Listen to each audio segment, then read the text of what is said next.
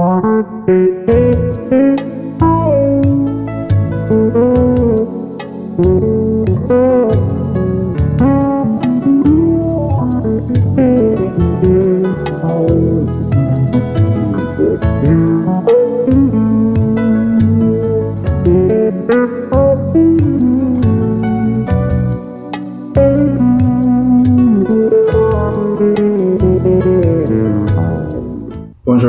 Bonjour.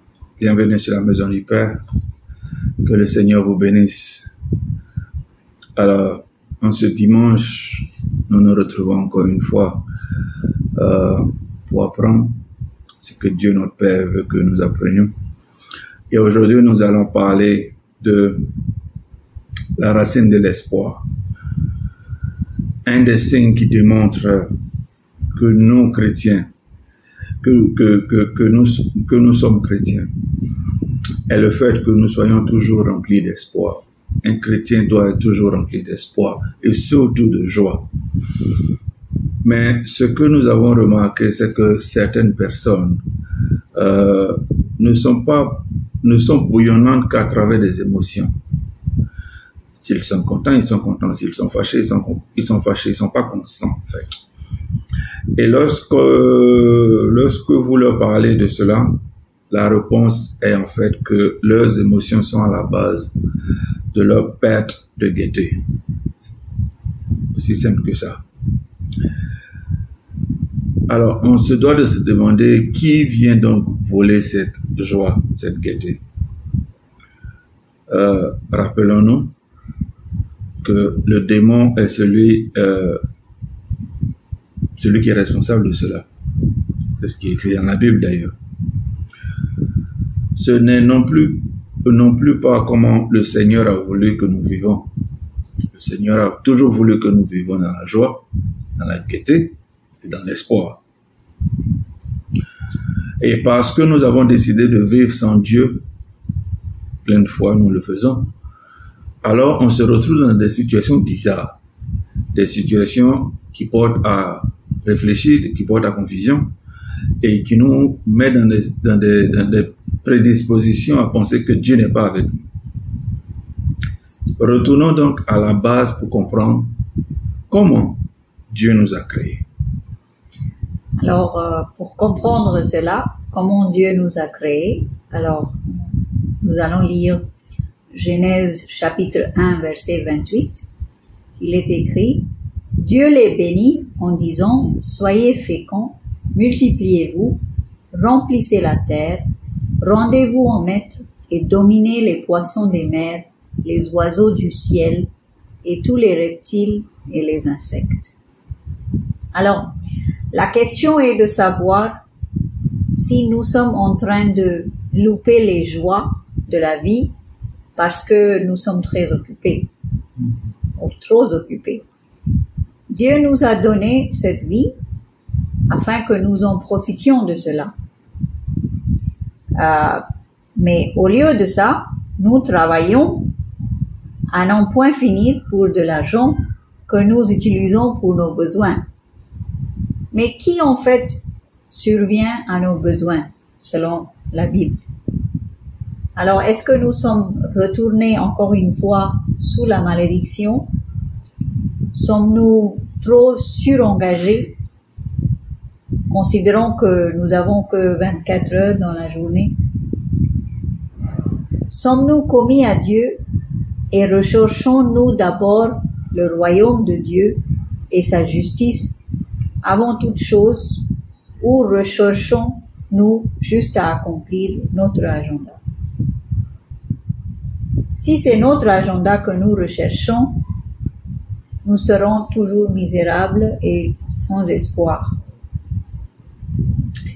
Sur la base de l'Évangile, Dieu ne nous a jamais créés afin que nous soyons si occupés, mais il nous a créés afin que nous soyons fructueux dans tout ce que nous faisons. Oui, il y a une différence entre être occupé et être fructueux. Rappelez-vous que le dur labeur et la compétition font partie intégrante de la malédiction. le dur labeur et la malédiction mise sur l'homme, et la compétition, celle mise sur la femme à cause du fait qu'elle voulait être comme son mari. Chacun a son rôle. Et parce que nous ne voulons pas remplir ce rôle, on souffre. Donc c'est écrit dans la Bible que la compétition a été mise sur la femme. C'est pour ça que la femme est toujours en train de faire compétition. Il y a toujours de l'espoir en Christ qui calme toujours nos tourments. Ce n'est pas parce que nous sommes toujours en train de travailler, et cela peut même être travailler pour Dieu, que cela veut dire que nous sommes en train de remplir le plan de Dieu. Toute activité sans objectif de Dieu est une activité futile. Lisons Jean 15, verset 5. Je suis le cep de la vigne, vous en êtes le sarment. Celui qui demeure en moi et en qui je demeure portera du fruit en abondance, car sans moi, vous ne pouvez rien faire. Dieu nous a dit précédemment d'être fructueux et de remplir la terre. Si on continue dans Ésaïe 48, 17, il est écrit, ainsi dit l'Éternel, celui qui te délivre est le Saint d'Israël.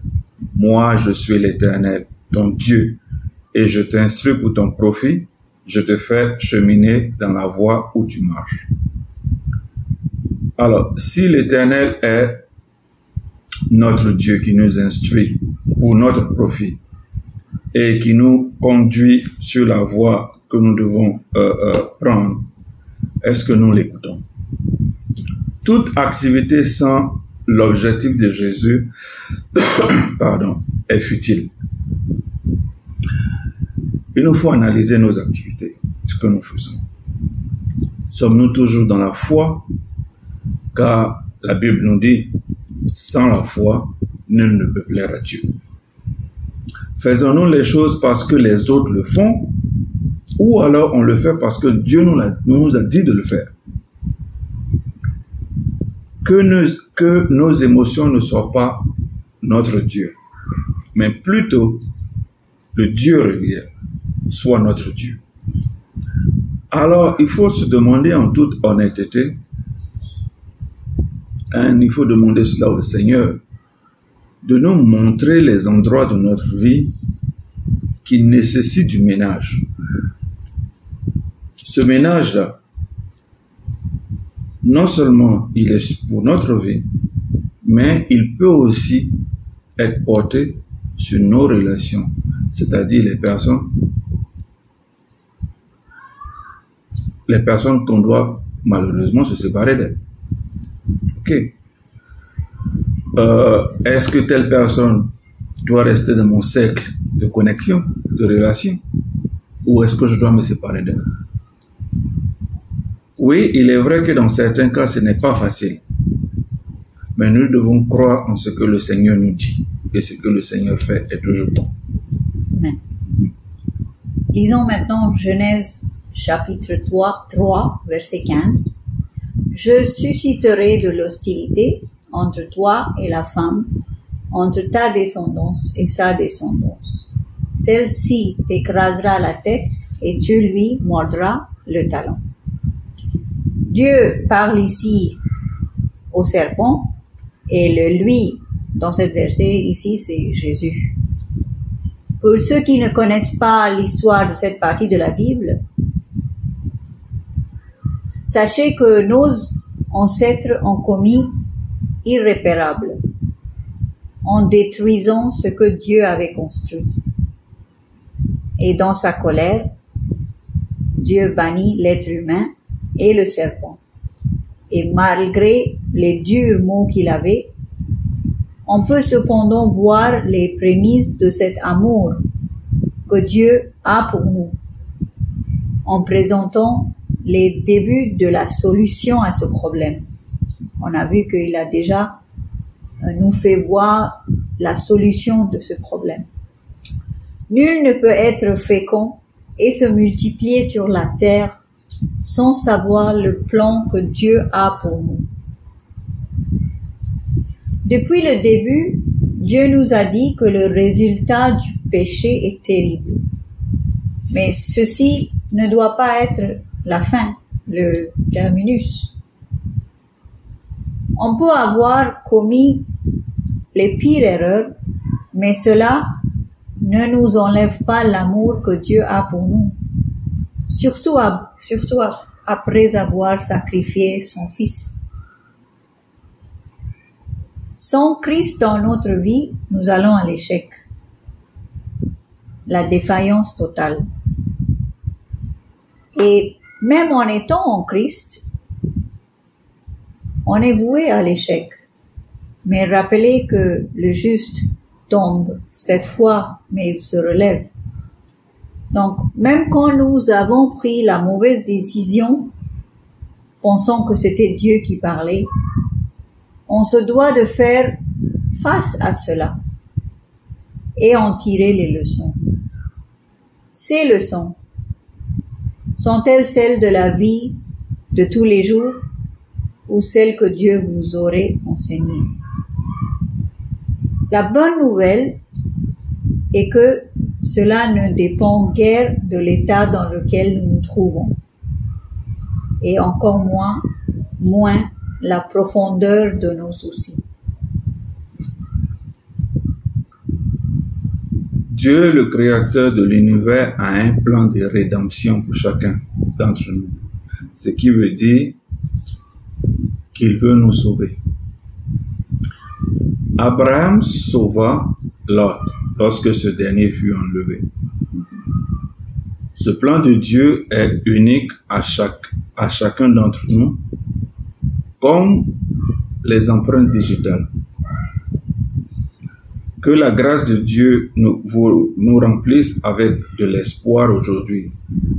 Espoir en Christ qui nous a sauvés, qui continuera de nous sauver, car il est la solution. L'autre aspect de ceci est que pour que les solutions de Dieu soient effectives dans votre vie, il faut les connaître en fait. Et c'est pour cela que nous étudions la Bible. Et si vous ne lisez pas la Bible, je vous encourage de lire la Bible. Au moins une fois par an. Par exemple, la Bible nous dit que nous récolterons ce que nous avons sémé. Et que votre oui soit oui, votre non, non, et que toute chose au-delà de cela provient des démons.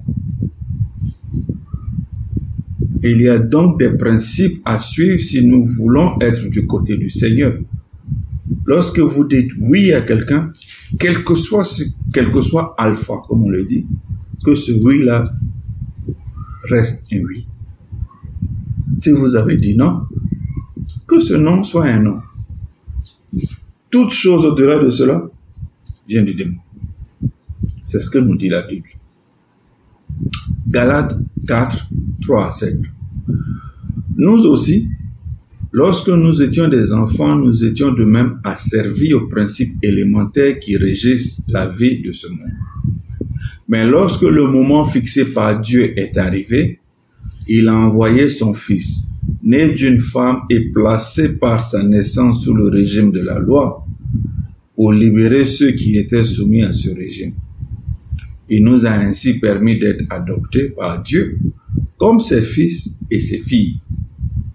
Puisque vous êtes bien ses fils et ses filles, Dieu a envoyé dans notre cœur l'esprit de son Fils qui crie « Abba », c'est-à-dire « Père ». Ainsi donc, tu n'es plus esclave, mais fils ou fille. Et puisque tu es fils ou fille, tu es héritier des biens promis grâce à Dieu. Dieu est notre Père. Celui qui créa la terre et l'univers est notre Père. Celui qui tient notre vie est notre Père. Amen. Qu'on lui fasse confiance un peu, quand même. Hein? Alors, donc, est-ce que Jésus est réel pour vous? C'est une question à laquelle chacun d'entre nous devra répondre. est-ce que nous avons de la communion avec lui? Ou alors, est-ce qu'on l'utilise juste quand nous avons besoin de quelque chose? Dieu nous encourage ici et nous demande de l'appeler Abba, qui veut dire Père. Dans l'Ancien Testament, les gens ne pouvaient que pleurer et supplier Dieu de changer leurs circonstances. Mais dans le Nouveau Testament, nous avons le pouvoir de parler directement à notre Dieu et changer les choses sur terre. C'est l'autorité et la puissance que nous avons. Si nous n'avons pas d'espoir, il est clair que Christ n'est pas en nous. Et donc, si on lit Jean chapitre 10, verset 10, ça appliquera. C'est écrit, « Le voleur vient seulement pour voler, pour tuer et pour détruire. Moi, je suis venu afin que les hommes aient la vie, une vie abondante. » Gardons espoir. Et si nous sommes sans espoir, soyons humbles et demandons à Dieu qui nous l'accordera sans réserve.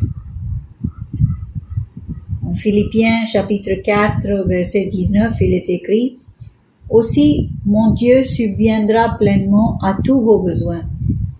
Il le fera selon sa glorieuse richesse qui se manifeste en Jésus-Christ. À notre Dieu et Père soit la gloire dans tous les siècles. Amen. » Il nous faut donc arrêter d'écouter les mensonges du monde, du démon, de tout ce que nous avons appris dehors de la parole de Dieu. Renouvelons notre esprit en lisant la Bible.